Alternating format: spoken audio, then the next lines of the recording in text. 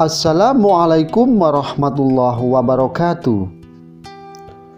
Dalam kesempatan kali ini, saya akan menjelaskan tentang kisah, sejarah, dan perkembangan pesantren. Bahwa pesantren merupakan cikal bakal dari pendidikan Islam di Indonesia. Bahwa pesantren yang didirikan di Indonesia karena tuntutan dan kebutuhan zaman.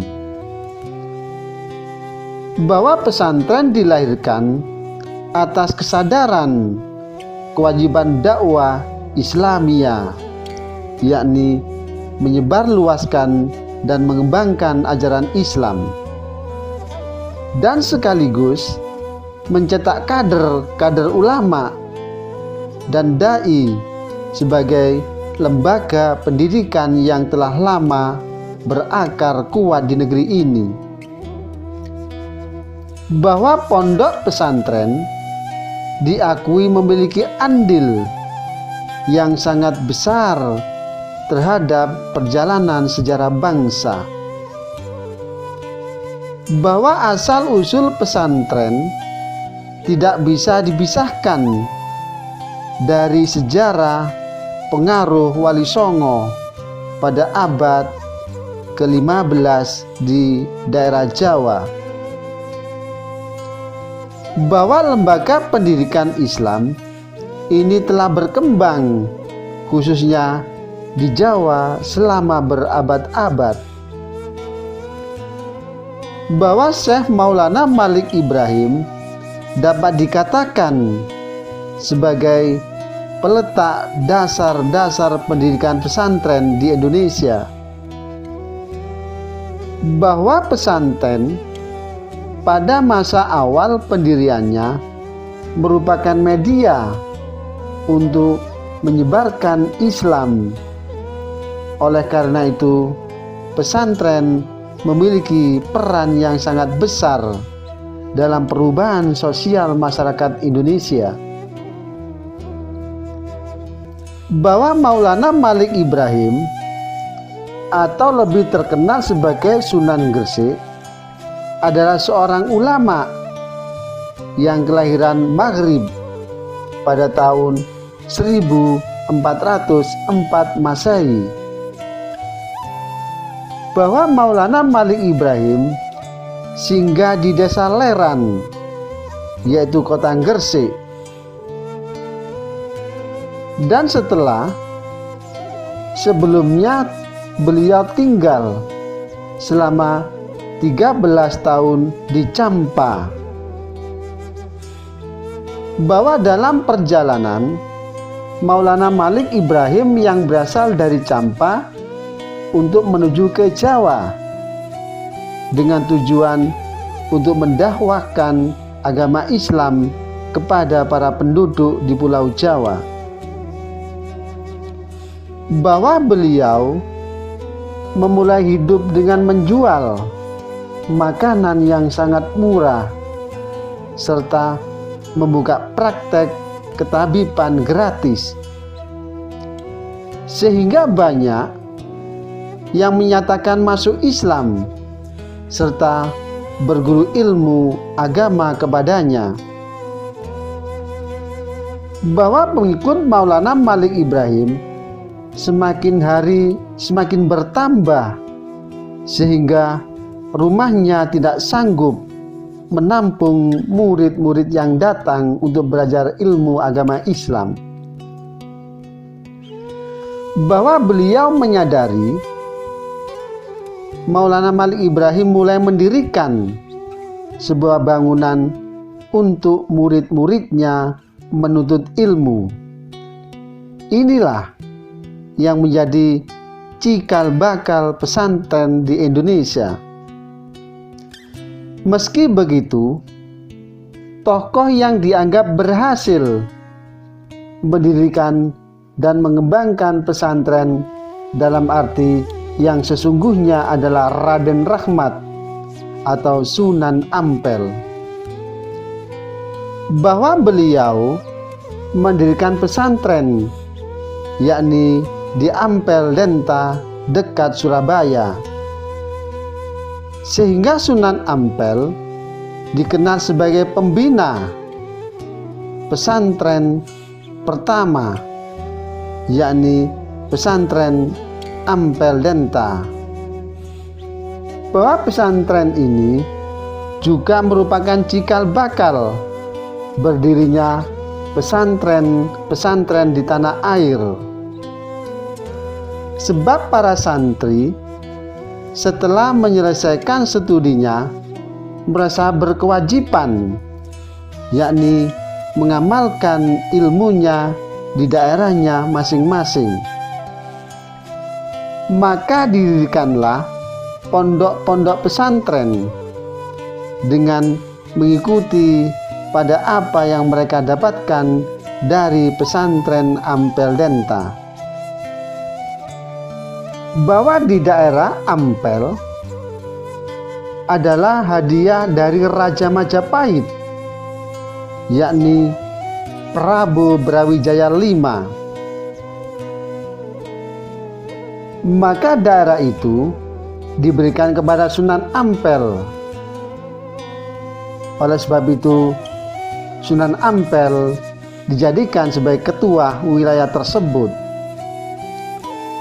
Dan masyarakat kebanyakan mengikuti ajaran-ajaran yang telah disampaikan oleh Sunan Ampel. Bahwa ajaran agama Islam yang berada di tempat tersebut sangat diterima oleh masyarakat sekitarnya, sehingga pesantren Ampel Denta termasuk sangat berjasa besar dalam perkembangan penyebaran agama Islam. Dan ketika Sunan Ampel di daerah Ampel Denta, Raden Rahmat mendirikan sebuah masjid sebagai pusat dakwah dan pendidikan. Hal ini mencontoh sebagaimana yang telah dilakukan oleh Nabi Muhammad SAW sesampainya dari hijrah ke Madinah, bahwa Raden Rahmat mendirikan masjid sebagai pusat dakwah dan pendidikan di dekat pelabuhan Surabaya. Di tepi sungai Kalimas yang menghubungkan pelabuhan Surabaya dengan ibu kota Majapahit lewat transportasi air, yakni di sepanjang Sungai Berantas. Dan tempat itu sebelumnya berair dan berlumpur, namun dengan kemampuan ilmu yang dimiliki oleh Sunan Ampel, maka daerah itu menjadi kering dan bisa ditempati. Bahwa posisi tersebut sangat strategis karena menjadi pintu gerbang keluar dan masuknya orang dari dan ke Majapahit, yang pada waktu itu adalah kerajaan yang terbesar di Nusantara. Dalam waktu yang sangat singkat, reputasi Sunan Ampel menyebar luas ke seluruh Nusantara. Banyak anak saudagar dan putra bangsawan kerajaan berguru di pesantren Ampel Denta. Salah satu contoh santri Sunan Ampel adalah Adipati Arya Damar dari Palembang, di mana seluruh keluarganya yakni menyatakan masuk agama Islam. Meskipun belum banyak, pihak istana kerajaan Majapahit yang memeluk agama Islam. Akan tetapi Raja Majapahit Prabu Brawijaya V yang sedang berkuasa saat itu tetap memberikan izin adanya penyiaran agama Islam kepada masyarakat. Bahwa pemuda-pemuda dari berbagai penjuru tanah air berdatangan, yakni ke Ampel Denta. Bahwa pesantren Ampel Denta menjadi tempat para wali yang mana kemudian hari dikenal dengan sebutan Wali Songo atau 9 wali. Bahwa beliau yang menempat diri sekaligus dipersiapkan untuk kader dakwah. Bahwa pertumbuhan dan perkembangan pesantren Ampel Denta pada dasarnya didukung oleh beberapa faktor. Yang pertama, letak desa Ampel Denta yang berada di tepi sungai dan pelabuhan Surabaya. Karena letak yang strategis di pintu gerbang masuk Majapahit, maka Ampel mau tidak mau harus bersinggungan langsung dengan sirkulasi perdagangan Majapahit.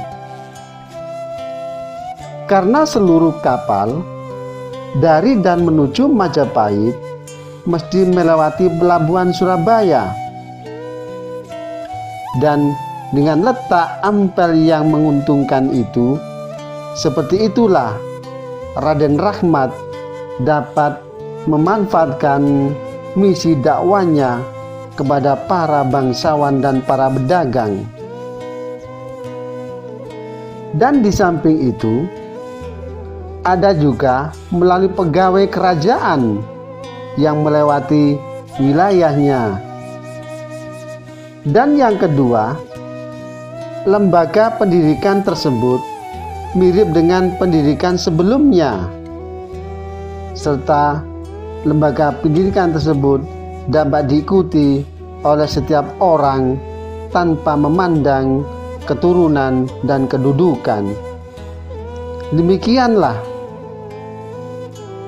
kisah tentang sejarah perkembangan pesantren di Indonesia.